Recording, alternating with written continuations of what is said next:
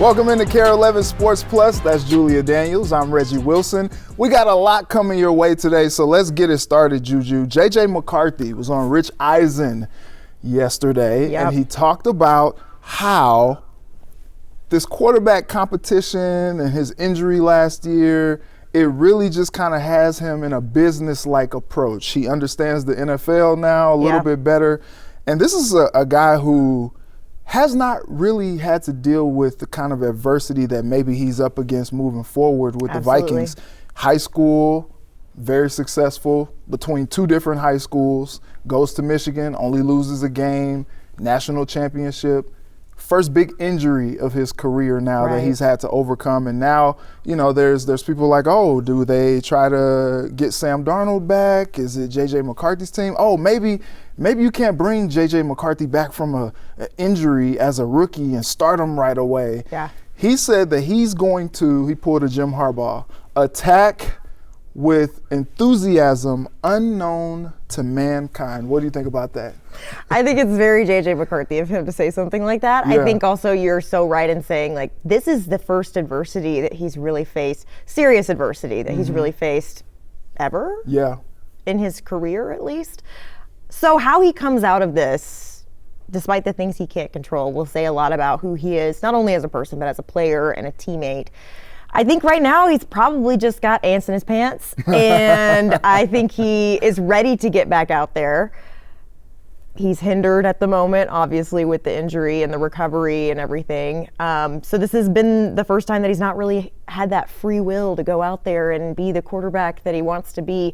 I just think right now he's trying to understand, which also, let's not forget that he was in college during NIL. So the whole money factor isn't as much of a stark difference as maybe a few years ago when we would be talking about a quarterback in this situation. So he does understand a little bit that the money talks, right? And so he's playing a waiting game right now, which is a tough spot to be in, especially being so young and coming out of a rookie year like what he had. Yeah, so use that enthusiasm.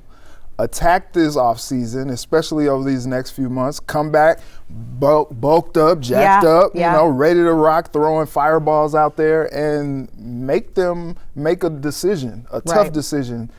Is the job going to be mine, or is it going to be a quarterbacks that they're going to bring in? Maybe a Daniel Jones coming back, maybe a Darnold coming back. Last year, he didn't really get a chance to challenge them for that job because of the injury. Now he gets a chance to do that. Hopefully he continues to stay healthy, and health is a thing that nobody ever has to worry about with him again. And he can get out there and build some good days and build some momentum and really challenge for that job. I think there's a lot of enthusiasm. For his play and what he might be able to bring the Vikings next year. I think especially after the two duds from Darnold to end the season, people were like, oh yeah, we're moving on. It's J.J. McCarthy's season. And people are really excited about what he could potentially do married up with Kevin O'Connell in that offensive scheme. So it's going to be interesting to see how things move forward. And I'm sure we're going to keep talking about this. It's long offseason. This will be months and months and months of this question. I can't imagine being in his spot where you just don't know. But we were talking about this earlier today. It depends on how chronically online he is, too, because every time I hop on Twitter, what do I see? Something about the Vikings, the Vikings quarterback situation. Every time I talk to somebody and they find out what I do for work, their number one question is, so what do you think about the Vikings quarterback situation? And I'm like, guys, I think I've worn this topic out at this point. But it is interesting to see him be fairly transparent while also politically correct on a show. This is the first time we've really heard from him about the issue. He's pretty active on social. If you follow him on Instagram, he's constantly posting things on his stories. So, you know, he's a really positive guy, and that should keep going, especially throughout this offseason. Keep himself encouraged to make sure that he puts himself in position to try to win that job in 2025. All right, little bit of a hard pivot here, but look, over the weekend, I was at the movies with my wife, and the trade of the century happened between the Lakers and the Mavericks. Luka Doncic going to the Lakers, 25 years old, going to the Lakers for a 31-year-old Anthony Davis. a trade that probably will go down in history as one of the craziest that we'll see. Luka Doncic scored more than 30 last year a game. We saw what he did in that playoffs against the Timberwolves in the Western Conference Finals, and they traded that guy to Los Angeles, my team. Yep. I'm a Lakers guy. Nobody's safe. Nobody's safe. And Anthony Edwards especially knows that. Listen to what he had to say earlier this week. They say that nobody knew about the trade. Yeah, so that's crazy. At 25, they traded probably the best scorer in the NBA at 25. And he didn't know about it. So it's a lot more digging somebody got to do to find out why he got traded. Because you don't just trade him at 25. He just went to the finals, you know what I'm saying? So I feel bad for Luka, man, because I saw some on YouTube that said he just bought a crib and everything in Dallas. So that sucks, man. That sucks. Does it inform, like, you at 23? Everybody get informed, I was going to say, like, I'm scared. How you see the league? Yeah, I'm scared. Tim, hey, if you're going to trade me, let me know, dog. When Luka got traded, anybody is able to get traded at that point. All right, I think Anthony Edwards might be safe here in Minnesota. Nobody's safe. Well, they already pulled off a big trade already, kidding. trading away Cat for Julius Randle. But Yeah. do you anticipate them making any trades here at the deadline? That's such a tough question. These teams are locked down so much. Yeah. I think Wolves fans would like to see a trade. Yeah. Also, Wolves fans, let's be honest, how much is a trade really going to help this team right now? Yeah. Who are you trading for that's going to help this team out more than what they've already got right now? Because everyone wants to complain about Julius Randle, but let's not act like he's not a difference maker. And they have felt it in his absence. Yeah, Wolves have not won a game since Randle went out against the Jazz last week. And he had 3 straight 20-point games going into that game against the Jazz. He was helping them out in a big way, and they feel his absence. Maybe not so much on the defensive end. I know that's been a lot of chatter with a lot of the fans about his effort on the defensive end. But, he can go get a bucket.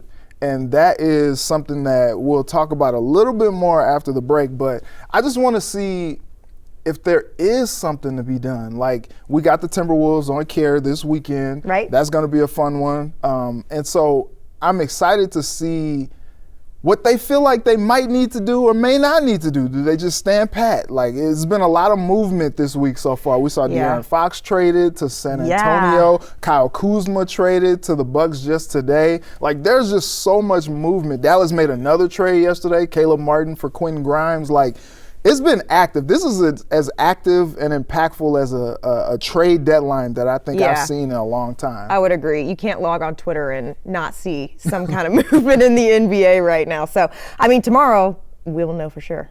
Absolutely, and we'll give you all those updates right here on KARE 11. Well, coming up after the break, we're talking a little bit more Timberwolves. We have some news come down today about Julius Randle, and we'll talk a little bit about the Wild as well. They're dealing with injuries and some more.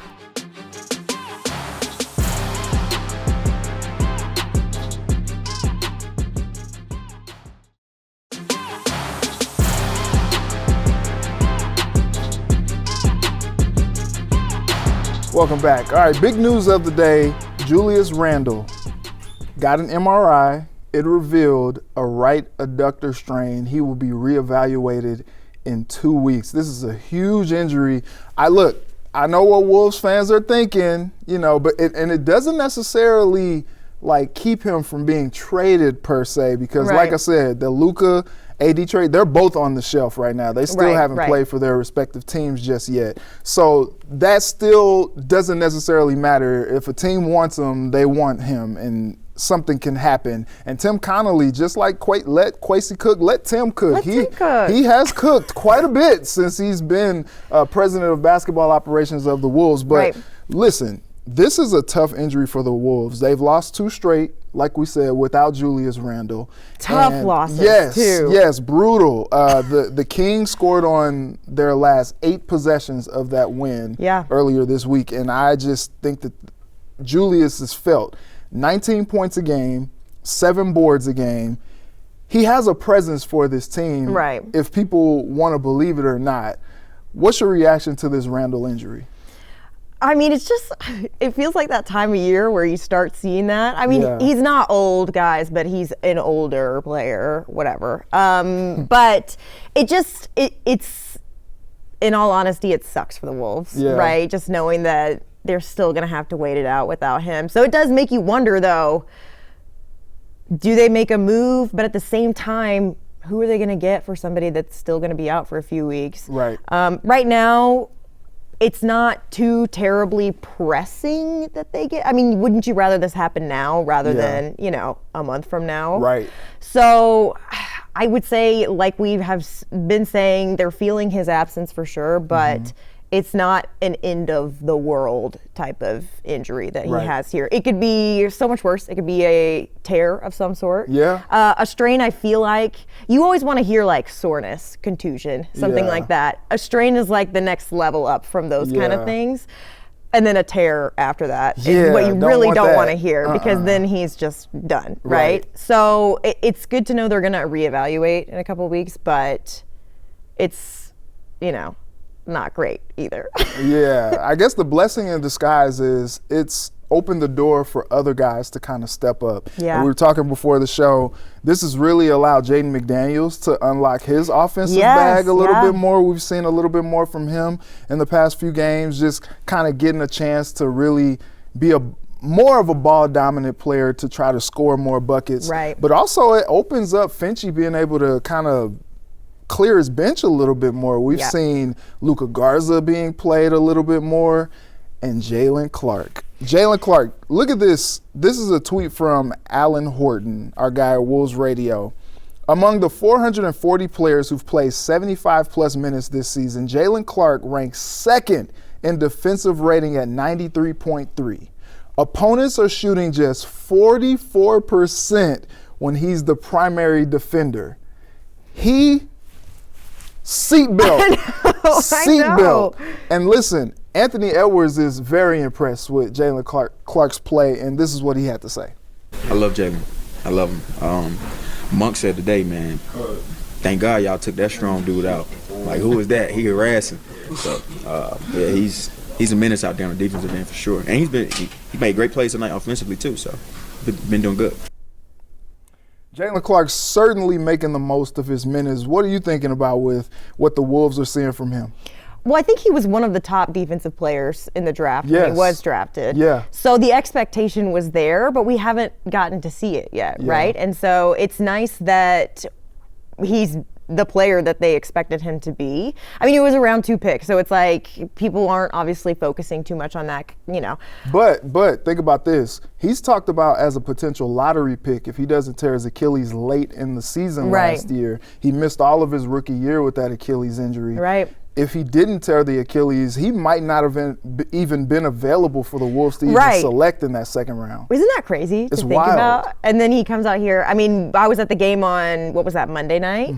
And that was one of the, besides Nas, obviously, has been lighting it up offensively. But Jalen Clark's defense, we were just sitting there in awe of what he was able to do. And this stat, I didn't know the numbers, obviously, but his presence defensively was certainly felt, especially because Jaden McDaniels was doing a lot offensively, but his defense wasn't what we normally expect out of Jaden McDaniels, but it balanced out because Jalen was on the floor. Seatbelt. Yeah, and the depth of this Wolves team. Yeah. It's been impressive this year. Yeah. There was a stretch there where the bench was playing better than the starters, and that's why the rotation kept getting switched up all the time. So it's been cool to see.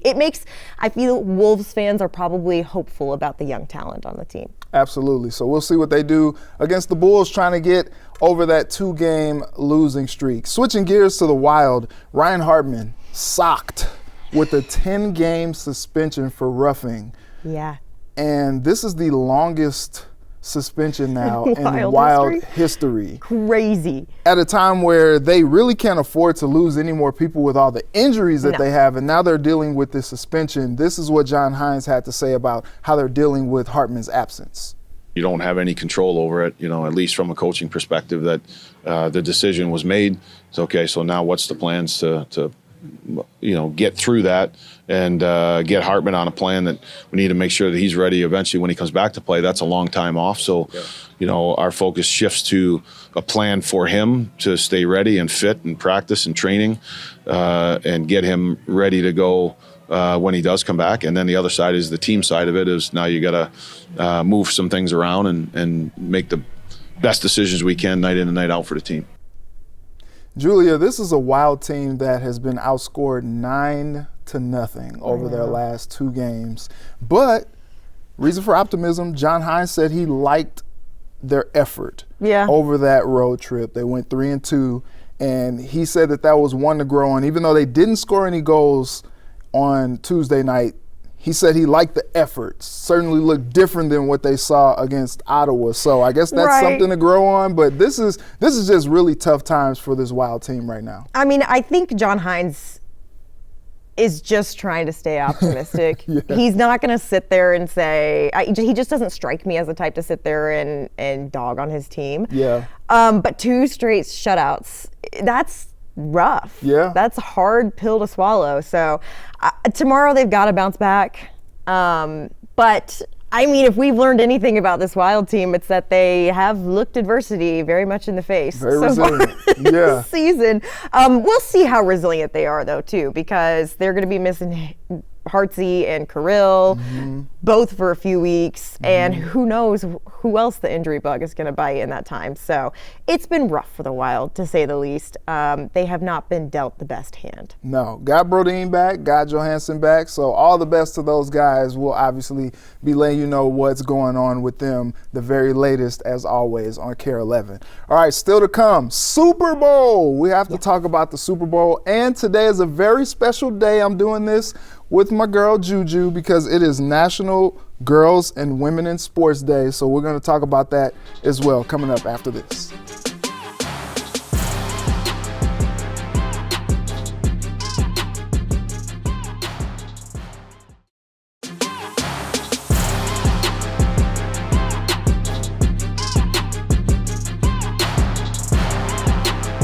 Welcome back. Well, we are just a few days away from the Super Bowl, and really to me, that means we're a few days away from the most gluttony that we'll have until Thanksgiving. Yes. Yeah. I'm excited. I'm looking forward to it. My cheat meal is definitely Sunday. Yeah. We'll all be cheating and asking the Lord to help us on Monday. Yeah. But with this game, rematch from the Super Bowl 2 years ago. Yep.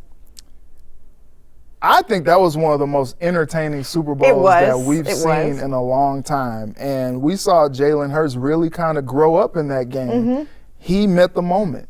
And this season, there's been a lot of chatter around if he is the guy that could really put them over the top, or, is it Saquon Barkley's team and he's just taking a back seat to that? I think it's a little bit of both. I don't think he's been required to do as much this year. Right. But I also think that this offensive line has made things so easy on this run game that Saquon rushed for 2,000 yards and all those touchdowns. And now we get a chance to see them try to stop some history from happening.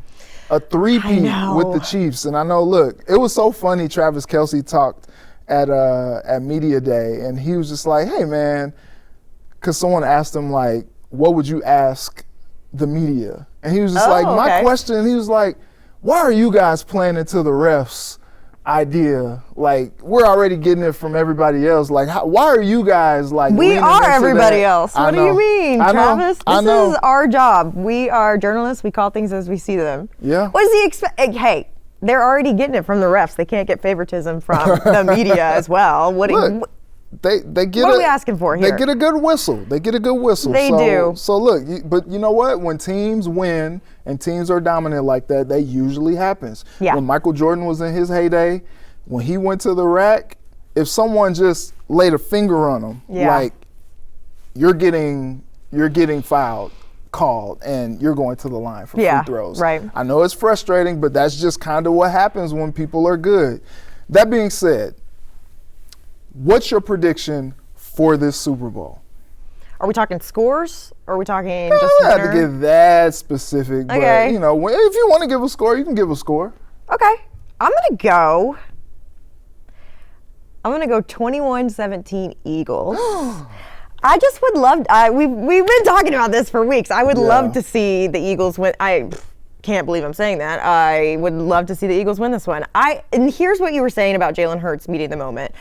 I went to school with Jalen Hurts and obviously was very much invested in Alabama football. Still am, obviously, to this day. I drank the Kool-Aid and it tasted great. So I watched Jalen Hurts and his resiliency and patience, too, as an athlete. I think something that's hard to find is somebody who puts in the work despite, especially in the quarterback position.